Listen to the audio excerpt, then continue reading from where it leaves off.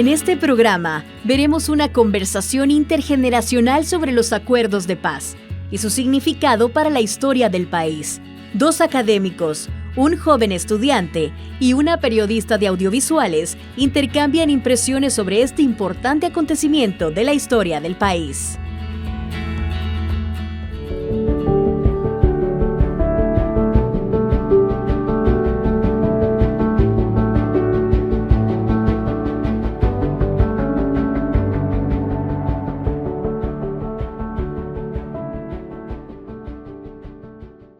Bueno, pues estamos en enero y en este mes de lo que se habla mucho es sobre los acuerdos de paz, pero claro, para que estos pasaran tuvo que haber una guerra y nosotros como generación Z pues creo que no sabemos mucho sobre esto y para eso contamos con la presencia de ellos para que nos hablen un poquito más sobre cómo fue la guerra, cómo se dio y claro, después cómo se dieron los acuerdos de paz. Pues mira, si me piden hablar de la guerra, me están pidiendo hablar de una etapa de mi vida muy importante, que es importante para todas las personas. Cuando comenzó la guerra yo tenía 12 años y cuando terminó la guerra yo tenía 24 años, 25 años casi. Te estamos hablando de que yo viví esa etapa de mi vida bajo un conflicto armado en el que se negaron muchos derechos, se nos restringieron muchas libertades debido a ese conflicto. No, había territorios a los que yo no podía ir ya por inseguridad, ¿no? Por el riesgo de encontrarme en un fuego cruzado, ¿ya? O por el riesgo de que el ejército me llevara reclutado para luego llevarme a los campos de batalla, ¿ya? Y romper, digamos, con los estudios que yo estaba haciendo entonces. Por tanto, nos tocó vivir una época bastante dura, ¿no? En la que además tuvimos que ver partir a nuestros familiares, a nuestras amistades, que por inseguridad debieron dejar sus casas e irse a vivir al extranjero. Fue un rompimiento, diría yo, social bastante fuerte, bastante profundo, del cual yo digo que todavía no terminamos de superarnos, ¿no? Todavía llevamos como esas heridas que quedaron del conflicto armado de esos años. Sí, me imagino. ¿Y en su caso? Pues yo nací en el 86 y, bueno, por razones obvias no había conciencia como la que tuvo Roberto, que él vivió esa etapa clave de entrar a la pubertad, pero el recuerdo que sí tengo en lo que incluye los acuerdos de paz es eso, digamos. Básicamente yo la idea que tengo del conflicto armado es el cierre, porque la imagen que tengo es viendo la televisión, todos en la casa, sentados viendo el acontecimiento de las imágenes, ¿no? del acuerdo de paz, que siempre lo relaciono con el eclipse, no sé por qué en mi caso, mi memoria me juega así, ese eclipse de principios de los 90 y el acuerdo de paz, la imagen icónica del castillo de Chapultepec, es la idea que tengo y de ahí hago un brinco hacia la final de Brasil. Digamos, yo siempre cuando de Brasil e Italia, cuando hablo del cierre del conflicto armado, por ejemplo, en las clases, hago esa relación, ¿no? El eclipse, el acuerdo de paz y el tema de la final de fútbol, porque para mí pasaron los tres eventos en un mismo día, digamos, en la memoria de niñez o ya de adulto hago la separación, pero de niño yo crecí que eso pasó en un mismo momento. Y a diferencia de Roberto, pues la idea que yo tengo es más el cierre. Es bien interesante el ejercicio de división que hace Herbert del conflicto armado y además muy útil también para entenderlo mejor, ¿no? Y yo incluso diría que, bueno, desde mi experiencia, el conflicto armado lo dividiría como en tres momentos, ¿ya? Cuando comenzaba el conflicto armado, los primeros años, que es que uno entendía que aquello no era lo que queríamos, pero fue inevitable debido al cierre de espacios, de diálogo, de entendimiento que teníamos. La democracia había entrado en crisis, digamos, o lo poco de democracia que había entró en crisis, y entonces el conflicto armado inició, digamos, como algo que no se pudo evitar. Digo, se pudo haber evitado, pero que al final fue inevitable por el cierre de espacios.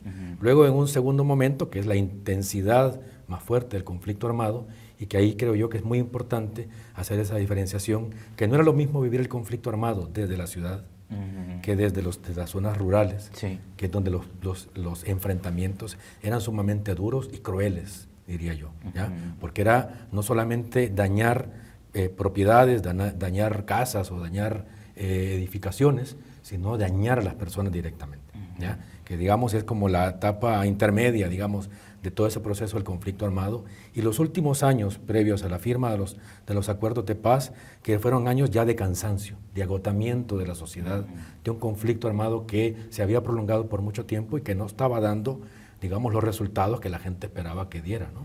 ¿Ya? Que era pues mejorar el respeto a los derechos humanos, ya, mejorar las formas de entendimiento de la gente.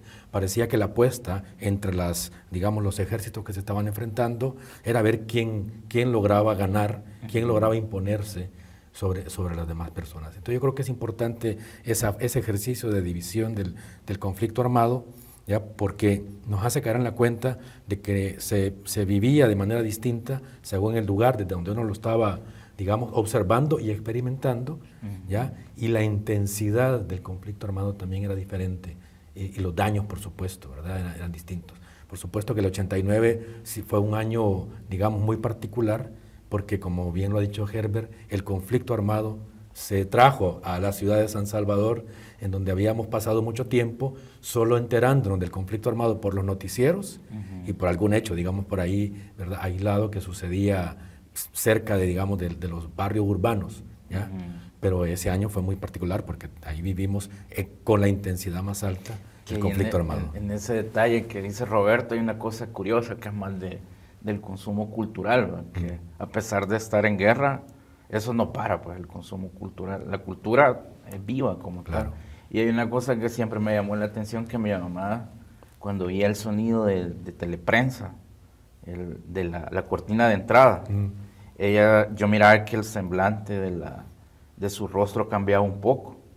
Y luego me fui dando cuenta por qué, porque no era consciente en mis primeras etapas de vida cuando miraba que, o le llamaba, ya después, ya en la posguerra, oír el sonido, y hoy con YouTube, que lo he visto, ella me dice, eso me recuerda a la guerra. Ese sonido para ella es más allá de las balas, los ruidos del helicóptero, es esa cortina de la prensa gráfica, de teleprensa, que era van a hablar ya de cómo está el país, ¿no? Y ella lo asocia mucho, ¿no? Claro que son, digamos, como esas heridas y esos traumas de los que yo hablaba antes, que me parece a mí siguen todavía muy presentes en quienes pasamos por esa experiencia. Yo viví cerca del aeropuerto de Ilopango, ¿ya? Es decir, cerca de la Fuerza Aérea, y entonces en esos años del conflicto armado, el paso de los helicópteros, que pasaban muy, muy cerca, que pasaban muy bajito por ahí, me ha quedado tan presente que incluso ahora, cuando un helicóptero pasa muy cerca, me da miedo, es decir, porque me trae ese recuerdo de cuando pasaba ese helicóptero en el contexto de guerra en el que estábamos viviendo. O cuando nos mandaron a encerrar por la pandemia, que me trajo el recuerdo, ¿ya?, cuando teníamos que encerrarnos precisamente por razones del conflicto armado. Hay heridas ahí que todavía hace falta trabajarlas y procesarlas de alguna forma. Sí, me imagino. Sí, hay heridas que nunca se terminan de cerrar, las cicatrices, ¿verdad? ¿Cuál sería como la fecha en que se empezaron a iniciar los diálogos? A mí me da curiosidad eso, el tema de las fechas en que se empezaron a iniciar los diálogos para de verdad llegar a un acuerdo. Creo que así como un parteaguas es el 86, cuando por iniciativa de la Iglesia Católica se llama al diálogo por la paz, que yo creo que ese ejercicio está bien poco trabajado, como desde la academia está bien poco trabajado, y lo que se tiene y lo que se sabe es que la iniciativa en ese momento por el arzobispo de San Salvador lanza un ejercicio de ver cómo los distintos sectores podían tener un punto en común que fuese la paz. Mandó cartas, algunos se negaron, otros aceptaron, pero al final era responder una serie de interrogantes, y que todos esos sectores que estaban representados por sus liderados expresaran luego de haber hecho un ejercicio al interno de cada una de sus organizaciones. Y habían de distintas organizaciones, no solo urbanas, habían rurales, bueno, todos los sectores representados. Y luego eso se sistematizó en un documento. Y cuando vos venís a ver y revisás ese documento sumamente extenso, es lo que dice Roberto, que hay un anhelo de paz ya en la sociedad, pero también de cansancio por la situación. Y ese es como ese ejercicio que nace desde la sociedad como tal, frente a dos opciones, digamos, que te llevan a la violencia extrema en una situación de guerra, que surjan las voces de paz, es sumamente curioso. Hay que tomar en cuenta que en el 81, que es, digamos, Ajá. cuando ya se comienza a hablar propiamente de un conflicto armado en el país, y al 86, que es la fecha, el año que está señalando Herbert, han pasado 5 años, ¿no? Uh-huh. ¿Ya? Pero en esos 5 años, me parece a mí que nunca se renunció a la posibilidad de tener, digamos, el conflicto armado y resolver las cosas de otra manera. Uh-huh. Pero, claro, no era tan fácil, digamos, posicionar esa idea, pero siempre hubo gente trabajando por eso. Ya en el 86, cuando ya, digamos, oficialmente y públicamente se convoca y se invita a comenzar a dialogar. Y creo, aquí hay un dato interesante que no hay que perder de vista en todo ese proceso. Primero solo se hablaba de diálogo, y solo hablar de diálogo ya era difícil, ¿ya? Porque la gente decía, pues si se están matando entre sí, ¿verdad? Y hay intereses ahí muy fuertes de por medio, ¿ya? Lo del diálogo incluso parecía hasta atentatorio, digámoslo así, hablar de diálogo. Pero al principio solo se hablaba de diálogo. Tuvieron que pasar algunos años para comenzar a hablar ya de negociación. Ese es otro momento, ¿ya? Diálogo primero, convencer a la gente de que era necesario recuperar la capacidad del diálogo, y luego convencer a la gente de que además de diálogo teníamos que abrir la posibilidad de la negociación, ¿ya? Hasta que eso se pudo, digamos, lograr, entender la necesidad de la negociación, es que los acuerdos de paz se vieron ya como una posibilidad. Quiere decir que hubo un lapso de tiempo, o sea, no fue algo fácil, tuvo que pasar muchos años para que se pudieran dar. Así es, tuvieron que pasar años, hacer grandes esfuerzos, como digo, de convencimiento, de que la opinión pública colocara el tema como algo necesario para salir de esa trampa en la que nos encontrábamos del conflicto armado. Se podría decir que entonces que hay como dos fases, una donde se pensaba en diálogos y la otra donde ya se pensaba en algo más. Algo, digamos, algo más, como más operativo, que era negociar ya condiciones para ponerle fin al conflicto. Que no era fácil, porque en el caso, bueno, la Constitución que está forjada al calor de las balas, limitaba el acceso a la expresión ya traducida en partido político, que va a ser el FMLN. Un conjunto de situaciones muy complejas. Sí. No es una razón como tal que ahí la gente, lístame las 5 razones por las que inició el conflicto. Es un gran proceso muy complejo por razones económicas, sociales, de todo tipo. Entonces, ¿cuáles serían entonces las principales razones por las que el pueblo ya buscaba una paz o ya se estaba pensando en una paz, en un diálogo? Algo hemos señalado, ¿no? en la conversación que hemos llevado hasta ahora, ¿ya? Pero yo diría que, en primer lugar, ya era el cansancio del conflicto, el agotamiento del conflicto armado, que no estaba dando, digamos, ninguna señal de esperanza para la gente. Al contrario, ¿no? Lo que estaba dejando era mucha destrucción, estaba dejando mucha división, ¿ya? Y por supuesto nos estaba quitando a todos la posibilidad de tener un proyecto de sociedad. Entonces, cuando la gente comenzó a entender eso, ya la posibilidad, digamos, de los acuerdos de paz comienza a tomar fuerza. Eso por una parte.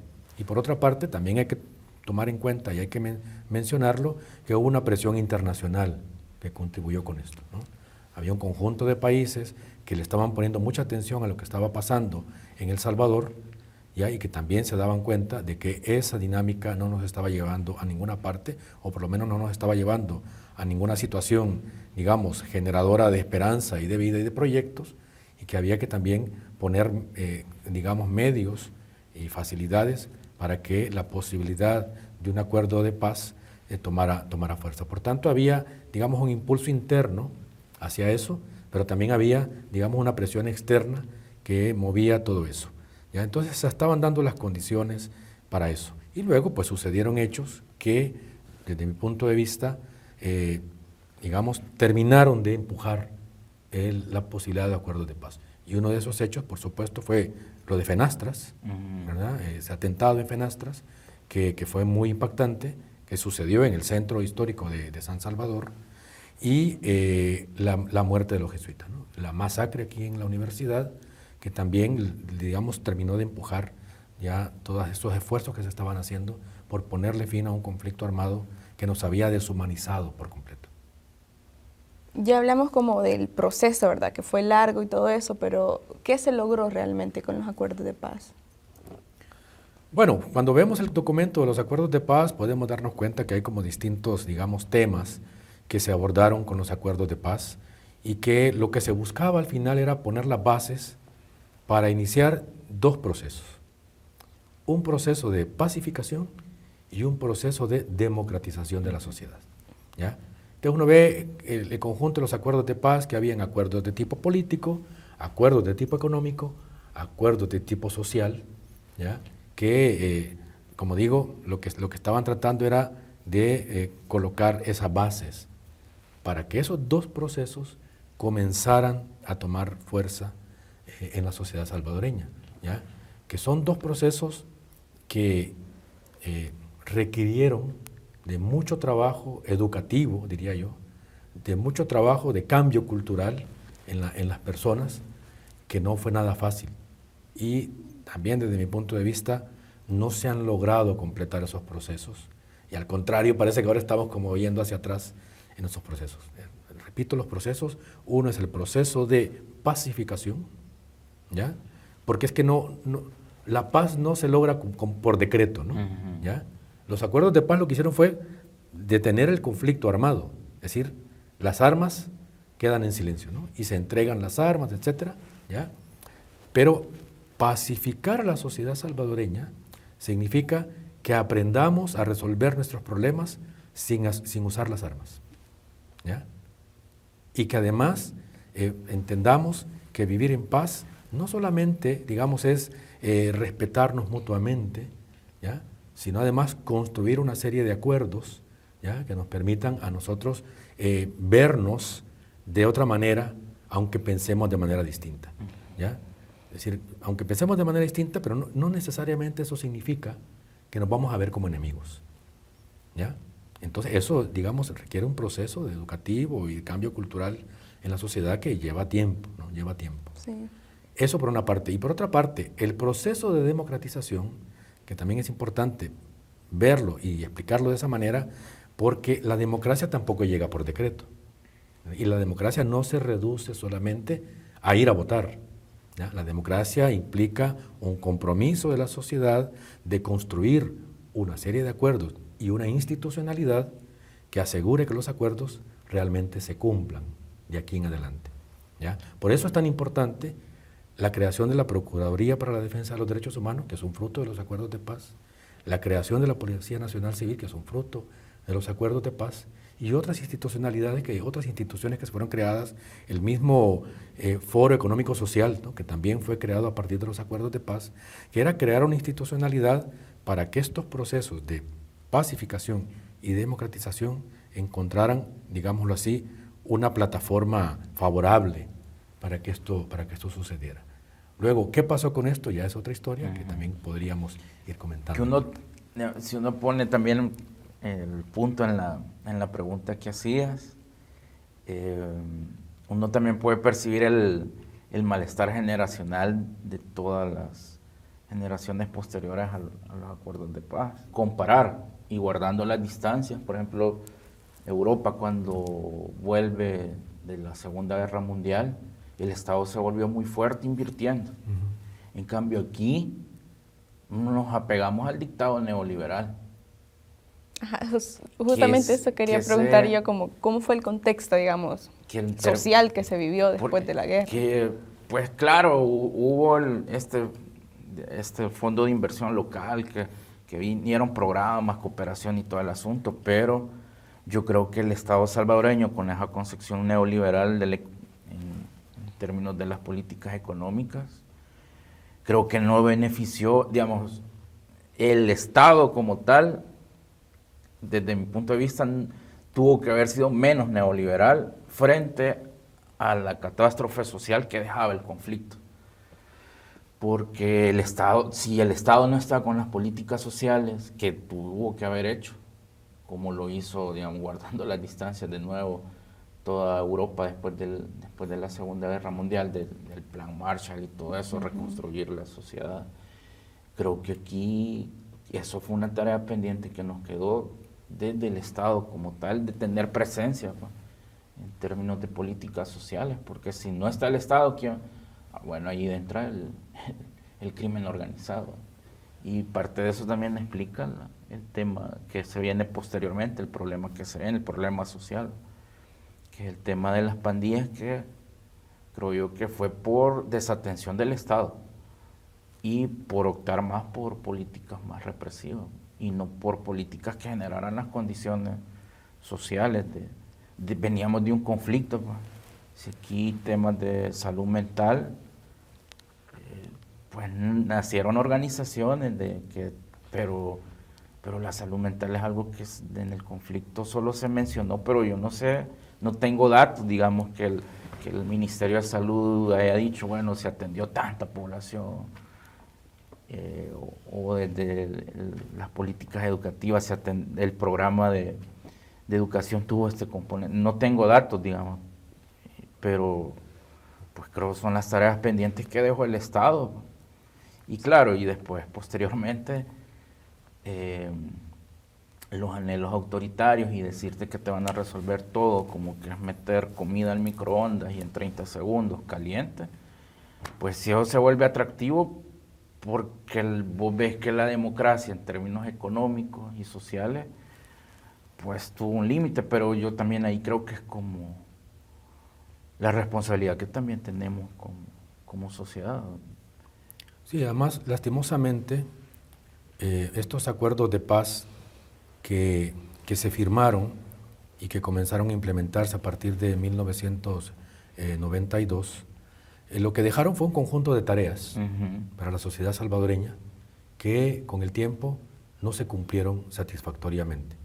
Eso ya, digamos, desilusiona a muchas personas.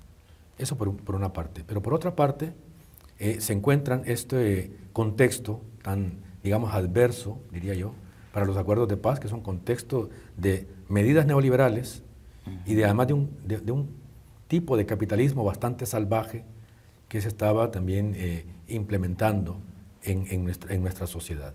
Por tanto, esos procesos de pacificación y de democratización se tradujeron, digámoslo así, para la élite que estaba en el poder, se tradujeron como la gran oportunidad para que la élite empresarial recuperara todo lo que no había podido ganar durante el tiempo del conflicto armado, o lo que se había perdido, digamos, en términos de actividades empresariales y comerciales en el conflicto armado. Entonces se ve como la oportunidad de recuperar todo ese terreno perdido, ¿ya? Y se dejó la política social como, digamos, como dependiente de cómo el mercado, ¿verdad?, se fuera comportando. ¿Ya? Una política social que depende de la dinámica del mercado es una política social sumamente vulnerable, sumamente débil, ¿no? Al final, lo que tuvimos fue eso, como perder muchas oportunidades que esos procesos nos estaban abriendo por dejarlas solamente en manos de una lógica de mercado, digámoslo así, ya bastante inhumana, diría yo, ¿no?, en ese sentido. Bueno, pues yo creo que ya nos queda un poquito más claro sobre cómo se dieron los acuerdos de paz y todo el contexto, ¿verdad? Así que pues muchas gracias por habernos acompañado. La verdad es que ya nos vamos con más conocimiento, creo yo. Así que muchas gracias por todo y será hasta la próxima.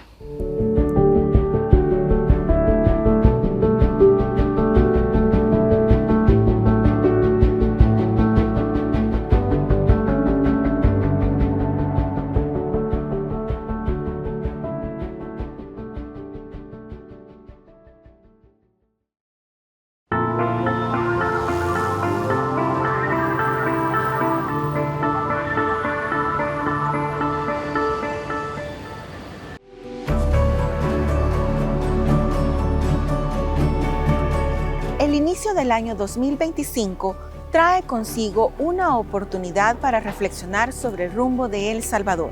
El escenario actual presenta importantes desafíos para tener un país en el que todas las personas tengan acceso a iguales condiciones para desarrollarse con respeto y dignidad. En esta línea, la situación económica será uno de los principales retos que enfrentarán las familias salvadoreñas en este nuevo año.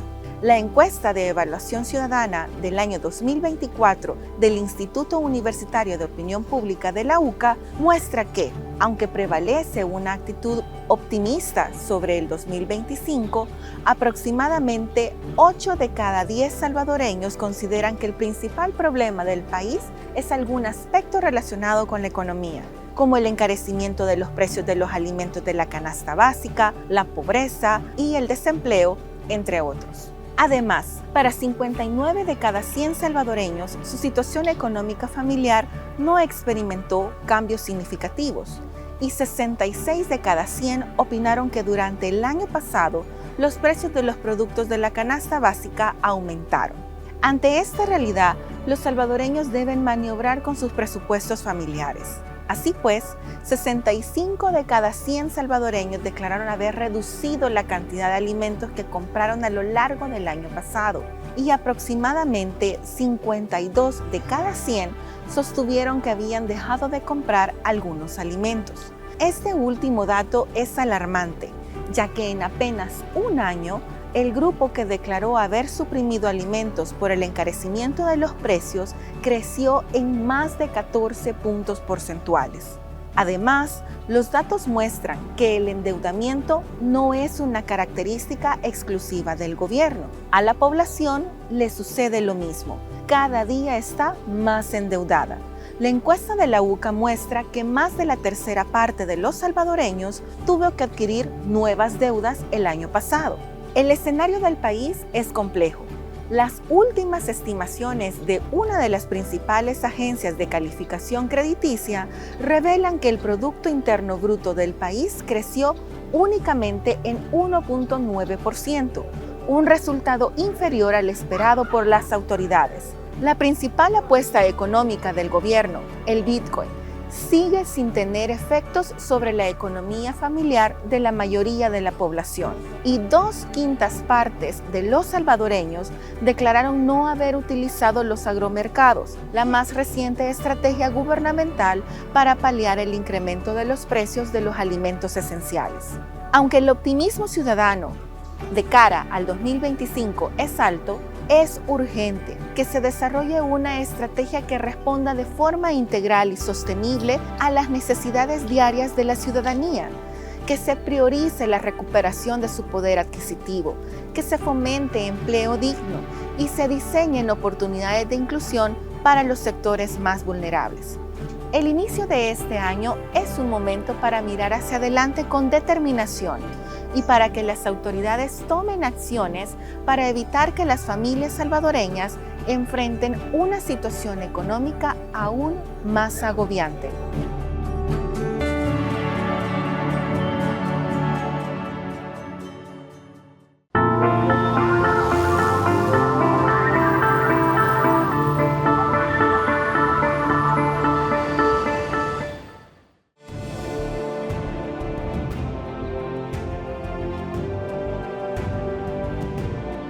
Con la firma de los acuerdos de paz, El Salvador daba su primer paso para convertirse en una democracia, construyendo instituciones democráticas más sólidas.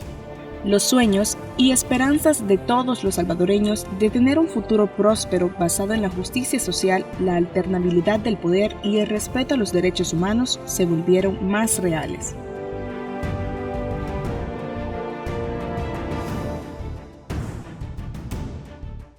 Los acuerdos de paz son un proceso de negociación y firma de un documento que tenía como objetivos el cese del enfrentamiento armado por la vía política, la democratización del país, el respeto irrestricto a los derechos humanos y la reunificación de la sociedad salvadoreña.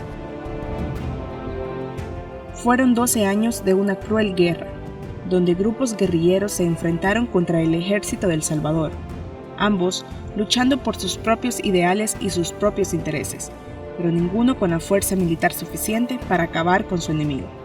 La injusticia social, la violación de los derechos humanos, el régimen militar que gobernaba el país, la pobreza y muchos otros factores fueron los que después de muchos años impulsaron ese conflicto armado, en el cual miles de salvadoreños murieron. El cese al enfrentamiento armado fue un objetivo que se cumplió al menos entre las dos fuerzas que habían estado en disputa militar. Sabemos que para analizar la guerra y la paz no basta con analizar el campo militar, hay que analizar el terreno económico, social, cultural, político, ideológico, para ver si la paz fue nada más una ausencia de guerra, de enfrentamiento armado directo, o una paz social, que era una aspiración que había. La guerra de balas se acabó, pero siempre quedó la guerra digamos, como dicen, de manifestaciones, de tener que enfrentar otros problemas más serios, pues. Una idea de nación realmente es la que hace falta. Y que los salvadoreños, pues, así como hemos sido capaces de parar una guerra, podemos ser capaces también de construir una verdadera paz. Algunas de las áreas fundamentales de los acuerdos de paz fueron la modificación de la doctrina de las Fuerzas Armadas, la modificación al sistema electoral permitiendo la alternabilidad en el poder, la desmilitarización de la seguridad pública con la creación de la Policía Nacional Civil, la modificación al sistema judicial, la creación de organismos para la defensa de los derechos humanos y la adopción de medidas en el campo económico y social para garantizar una vida digna para todos los salvadoreños. Nos toca conmemorar y reivindicar la firma de los acuerdos de paz. También queremos denunciar los retrocesos de los cuales somos víctimas. Ya hay muchos compañeros y compañeras presas políticas, presos políticos, personas detenidas bajo el régimen de excepción, en donde se les ha violentado sus derechos fundamentales. 33 años han pasado ya desde que se firmaron los acuerdos de paz, lo cual fue un alivio para la sociedad salvadoreña. Sin embargo, hoy en día las nuevas generaciones debemos mantener siempre en nuestra mente y preguntarnos, ¿qué circunstancias originaron los acuerdos de paz? ¿Por qué inició todo? ¿Qué se buscaba mejorar con estos acuerdos? ¿Por qué no se avanzó en la transformación económica y social? ¿Qué camino estamos siguiendo como sociedad? La falta de democracia, la falta de independencia, que hoy por hoy nos agarramos las calles precisamente porque no existe confianza en ninguna institución en el país por el actual presidente Nayib Bukele y el clan precisamente que gobierna este país. Estamos aquí para la defensa de la democracia, de los derechos humanos. Ya sufrimos 12 años de conflicto armado, miles de desaparecidos, miles de víctimas, que no son una farsa, que no es precisamente lo que menciona el gobierno, ya que es un insulto manifestar que los acuerdos de paz fueron una farsa cuando miles de personas murieron, fallecieron y existe impunidad en este país de muchos casos que se dieron. Creo que siempre es válido soñar con vivir en una sociedad en paz, una sociedad desarmada, una sociedad donde los mecanismos de solución de conflictos sean el diálogo sincero, la tolerancia hacia las formas diferentes de pensar, y creo que hay que seguir buscando un tipo de sociedad como esa. Es importante para todos los salvadoreños comprender la importancia que tuvo para El Salvador el conflicto armado y los acuerdos de paz, porque un pueblo que olvida su historia está condenado a repetirla.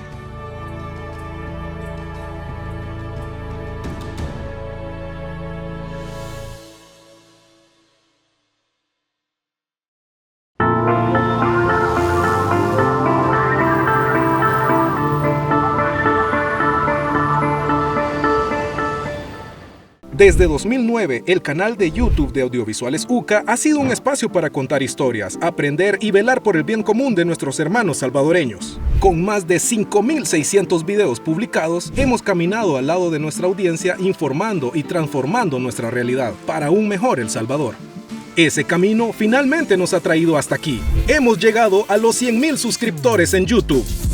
Cada reproducción, cada comentario y cada pulgar arriba nos ha motivado a seguir adelante para alcanzar esta meta. Este es el principio de lo que queremos lograr, pero jamás habríamos llegado tan lejos si no fuera por cada uno de nuestros espectadores. 100,000 gracias a cada uno de ustedes por acompañarnos en este viaje.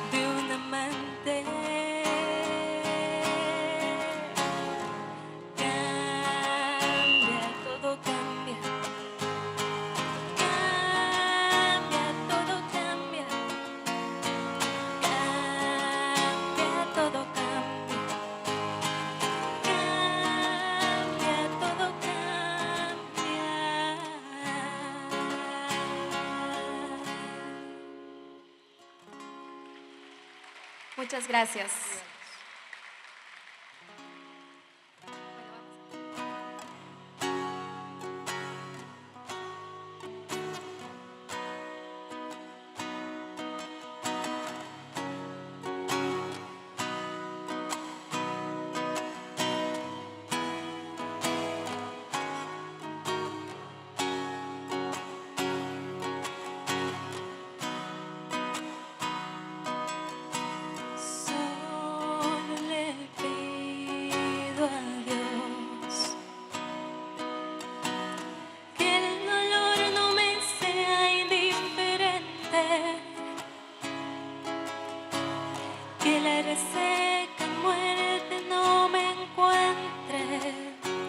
Vacía y sola y sin haber hecho lo suficiente. Solo le pido a Dios que lo injusto no me sea indiferente. Que reseca, muerte no me encuentre vacía y sola sin haber dado lo suficiente. Solo le pido a Dios que la guerra no me sea indiferente, que es un monstruo grande y pisa fuerte toda la pura inocencia de la gente. Es un monstruo grande y pisa fuerte toda la pura inocencia de la gente.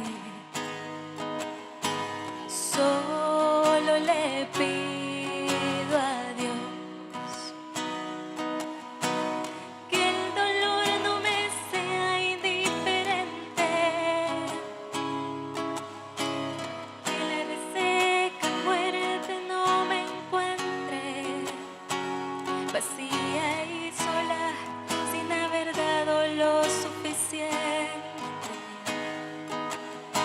Solo le pido a Dios que lo injusto no me sea indiferente. Si un traidor puede más que unos cuantos, que esos cuantos no lo olviden fácilmente. Solo le pido a Dios que en la guerra no me sea indiferente. Es un monstruo grande y pisa fuerte toda la pobre inocencia de la gente. Es un monstruo grande y pisa fuerte toda la pobre inocencia de la gente.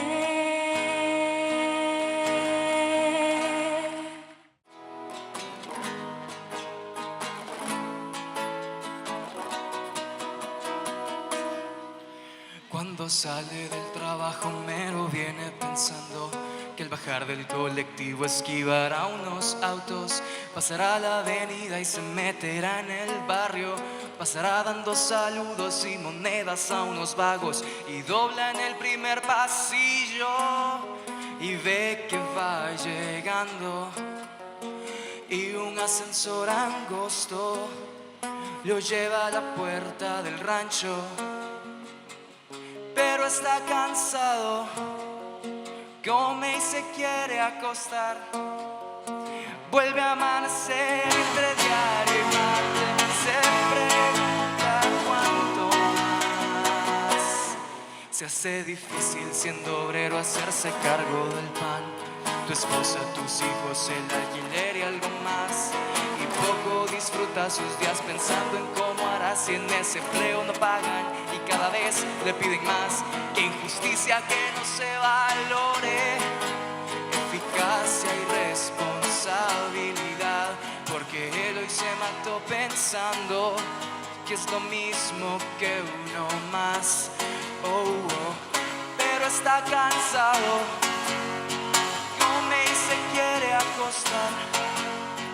Vuelve a amanecer y entre diario y mate se pregunta cuánto más. Ay, Homero está cansado, come y se quiere acostar. Vuelve a amanecer y entre diario y mate se pregunta cuánto más. Y es así, la vida de un obrero es así. La vida en un barrio es así, y pocos son los que van a zafar. Ay, es así, aprendemos a ser felices así. Aprendemos a ser felices así, y pocos son los que van a zafar.